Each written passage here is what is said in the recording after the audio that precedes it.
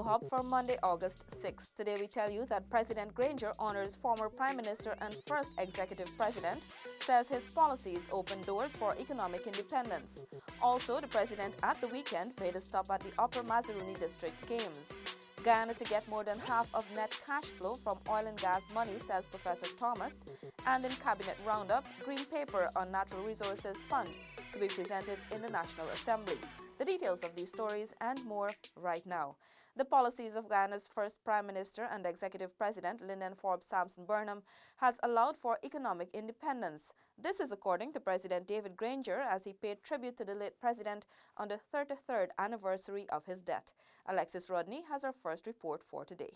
Paying tribute to the late Prime Minister and Executive President on his 33rd death anniversary, President David Granger said while political independence ended more than 350 years of colonialism, it did not bring economic independence.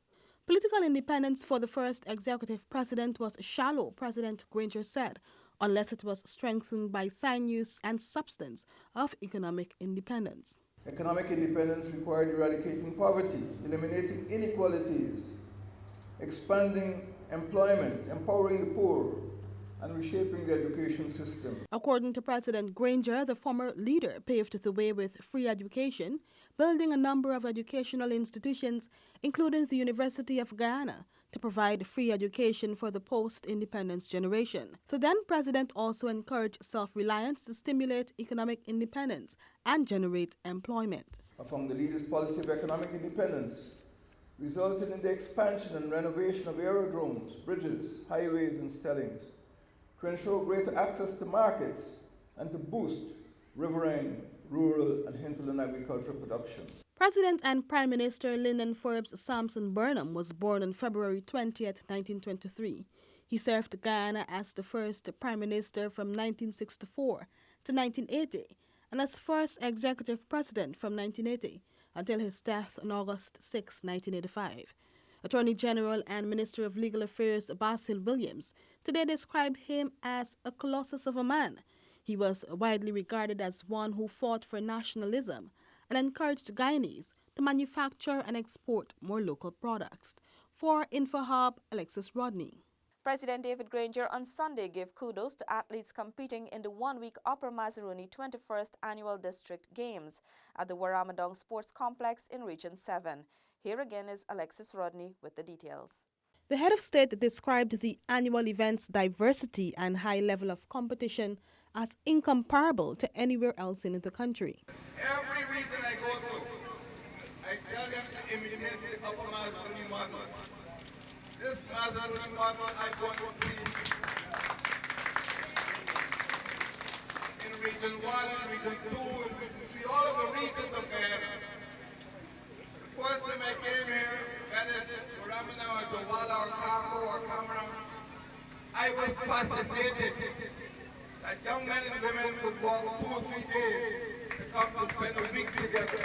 President Granger reiterated that the government's national sports development policy will be all-inclusive. We are working on a national sports development policy. It will include boys and girls. It will include hinterland and coastland. It will help to develop infrastructure, and I congratulate Region 7 on putting lights on this drum so you can play like day or night. Those of you who come here tonight, you live for a big surprise. And it's comprehensive. The event was also attended by First Lady Mistress Sandra Granger, Minister of Social Cohesion Dr. George Norton, Director of Sport Christopher Jones, and Permanent Secretary of the Ministry of Indigenous Peoples Affairs Alfred King.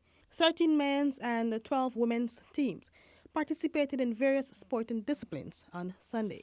Reporting for InfoHub, Alexis Rodney. The Ministry of Natural Resources has ordered an immediate probe into a video circulating on social media purportedly showing an armed foreigner assaulting a local miner. The ministry notes with deep concern and strong consternation the video, which shows the armed alleged foreigner behaving in an aggressive, hostile, and condescending manner towards a man who appears to be a Guyanese national.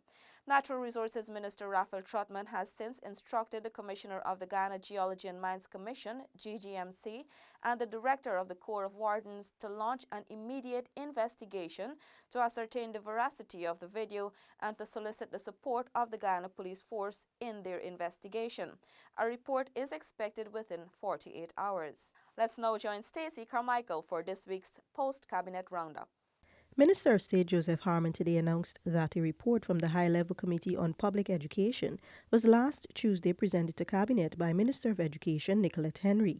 The report included a number of recommendations relating to the multi-year agreement between the government and the Guyana Teachers Union on salaries and conditions of service for teachers, as well as the recommendations of the Commission of Inquiry into Education as they related to the terms and conditions of teachers. The committee was also mandated to make recommendations on the matters discussed to Cabinet for its consideration. The union will be re-engaged on Thursday, August 9. The government's responses to the recommendations will be presented. A green paper on the proposed Natural Resources Fund will be laid in the National Assembly shortly, following the Cabinet's approval. The paper, Minister Harmon said, intends to stimulate discussion and to put forward key issues regarding the oil and gas sector.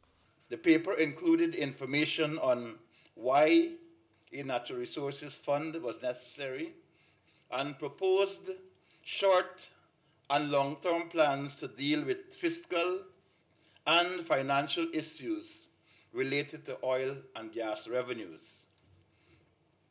The paper addressed the options for resource allocation, investment, and savings to be considered in relation to the disbursement of the expected oil and gas revenue. The management and regulation of the Natural Resources Fund was also discussed. The Cabinet was briefed by Minister of Foreign Affairs Carl Greenidge on the benefits to be accrued by Guyana through a Memorandum of Understanding between this country and the People's Republic of China. Under the MOU, Guyana will be able to tap into resources from that country's Belt and Road Initiative. Projects related to transportation, information and communication technology, technical assistance, and capacity building to enhance trade and investment relations with China. Consequent to the signing of the MOU, the minister said Guyana is expected to submit a list of intended projects that it wishes to execute under the initiative. And finally, in today's roundup, government is discussing the setting up of a multi-agency committee to pursue the establishment of humanitarian government-controlled centers for Venezuelan migrants, particularly in the Burnham region, Region 1. Coordination between the Guyana Police Force and the Ministry of Public Health to address health issues, including vaccination and immunization of the migrants, and the distribution of relevant posters in the requisite language to assist in communication with the migrants were also discussed. The Department of Citizenship continues to monitor the arrival of the migrants closely. For InfoHub, Stacey Carmichael.